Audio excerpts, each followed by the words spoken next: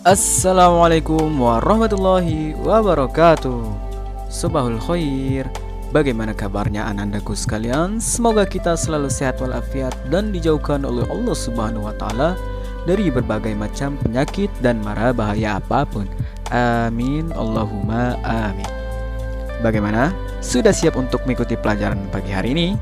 Mudah-mudahan ananda sudah mandi, sudah sholat duha, dan juga sudah murojaah ayat suci Al-Quran ya. Oke, pada pertemuan minggu yang lalu kita sudah belajar tentang materi keteladanan Nabi Daud alaihi salam. Nabi Daud merupakan keturunan ke-12 Nabi Ibrahim alaihissalam dari putranya yaitu Nabi Ishak alaihissalam. Nabi Daud memiliki keistimewaan yaitu suara yang merdu, rajin bertasbih yang membuat semua alam ikut bertasbih, rajin beribadah serta rajin puasa, dan memiliki mukjizat yaitu dapat melunakkan besi dan juga mendapatkan kitab Zabur. Nah, pada pertemuan kali ini kita akan melanjutkan materi yaitu kisah keteladanan Nabi Sulaiman alaihi salam. Tujuannya yaitu agar ananda dapat mengetahui kisah keteladanan Nabi Daud alaihissalam dan dapat mencontoh sikap teladan yang dimiliki oleh Nabi Sulaiman alaihi salam. Oke, sebelum kita mulai pembelajaran kali ini, mari bersama-sama kita membaca doa terlebih dahulu. Berdoa, mulai. Sebelum belajar, A'udzu billahi minasyaitonir rajim. Bismillahirrahmanirrahim. Raditu billahi rabba wa bil islami dina wa bi muhammadin nabiyyan wa rasula. Rabbi zidni ilma warzuqni fahma. Amin ya rabbal alamin. Kisah Nabi Sulaiman alaihissalam. Nabi Sulaiman merupakan putra Nabi Daud alaihissalam. Nabi Sulaiman menggantikan Nabi Daud sebagai raja dan nabi setelah Nabi Daud alaihissalam wafat. Nabi Sulaiman alaihissalam ketika menggantikan ayahnya sebagai nabi masih sangat muda.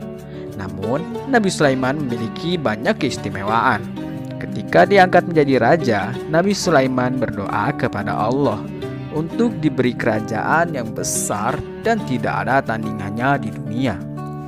Doa Nabi Sulaiman alaihissalam tersebut dikabulkan oleh Allah Subhanahu wa taala dan selanjutnya di kerajaan itulah Nabi Sulaiman menjadi raja dan sekaligus menjadi Rasul Allah. Nabi Sulaiman memiliki kerajaan yang sangat megah yang tidak ada tandingannya. Dalam bangun istananya, Nabi Sulaiman dibantu oleh kaumnya dari golongan manusia dan jin yang sangat patuh dan tunduk kepada perintah Nabi Sulaiman atas izin Allah. Jika Nabi Sulaiman hendak berpergian kemana-mana, maka sebagai kendaraannya adalah angin yang sudah mendapat izin dari Allah Subhanahu wa taala. Jika beliau berkendara dengan angin, maka perjalanan yang biasa orang tempuh selama 1 bulan menjadi sangat singkat. Nabi Sulaiman sejak kecil terkenal sebagai anak yang cerdas dan bijaksana, terutama dalam masalah hukum. Ketika seorang tidak puas dengan hukum yang diberikan oleh Nabi Daud, maka orang itu segera mendatangi Nabi Sulaiman untuk memberikan hukum. Pada suatu hari, ketika Nabi Sulaiman mengadakan upacara dengan seluruh bala tentaranya yang terdiri dari manusia, jin, dan binatang, semuanya hadir kecuali burung hudhud yang belum hadir.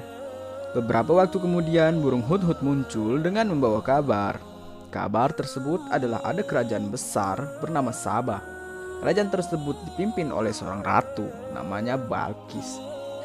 Ratu Balqis memerintah rakyatnya dengan baik, tetapi sayangnya mereka tidak menyembah Allah melainkan menyembah matahari. Mendengar laporan tersebut, Nabi Sulaiman mengirimkan surat untuk mengundang Ratu Bilqis agar datang ke istananya. Dengan dikawal oleh pengawalnya, Ratu Balqis memenuhi undangan Nabi Sulaiman. Sebelum kedatangan Ratu Balqis, Nabi Sulaiman mengerahkan jin dan manusia untuk menghiasi istananya. dengan bangunan yang indah dan permai yang tidak ada bandingannya. Kemudian Nabi Sulaiman memindahkan singgasana Ratu Balkis ke istananya yang dilakukan oleh seorang hamba Allah yang soleh di antara bala tentaranya. Ketika Ratu Balkis tiba di istana Nabi Sulaiman, ia sangat terkejut dan terheran-heran melihat keadaan istana Nabi Sulaiman yang sangat megah dan mewah. Ratu Balkis lebih terheran-heran lagi ketika melihat singgasananya berada di istana Nabi Sulaiman. Ratu Balkis beserta seluruh pengawalnya akhirnya menyatakan menyembah Allah dan mengakui bahwa Nabi Sulaiman adalah benar-benar nabi yang diutus oleh Allah Subhanahu wa Ta'ala. Tiada seorang pun jin serta makhluk Allah lain yang tahu tentang kapan wafatnya Nabi Sulaiman. Nah, itulah kisah keteladanan tentang Nabi Sulaiman alaihissalam. Sebagai anak muslim, kita harus bisa meneladani Nabi Sulaiman alaihissalam dalam kehidupan sehari-hari. Nah, berikut ini merupakan keteladanan Nabi Sulaiman yang dapat kita contoh dalam kehidupan sehari-hari. Di antaranya yaitu 1. Bersikap adil dan memutuskan suatu perkara. 2. Kekayaan tidak boleh membuat lupa untuk beribadah. Akan tetapi, kekayaan harus menjadikan seseorang semakin rajin beribadah. 3. Memperbanyak zikir dan pujian-pujian kepada Allah. 4. Kenikmatan yang banyak tidak boleh menjadikan seorang sombong dan berfoya-foya. Kenikmatan dari Allah harus selalu disyukuri. Nah, itulah kisah tentang keteladanan Nabi Sulaiman alaihissalam. Semoga dapat bermanfaat untuk Ananda semuanya. Dan sekarang untuk tugas Ananda di rumah yaitu sebagai berikut.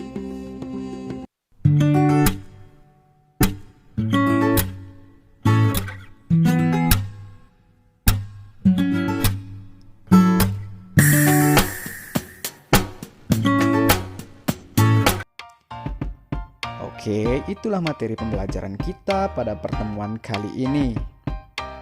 Semoga dapat bermanfaat dan Ananda dapat memahami materi tersebut. Tetap jaga kesehatan dan sampai jumpa di pertemuan selanjutnya. Wassalamualaikum warahmatullahi wabarakatuh.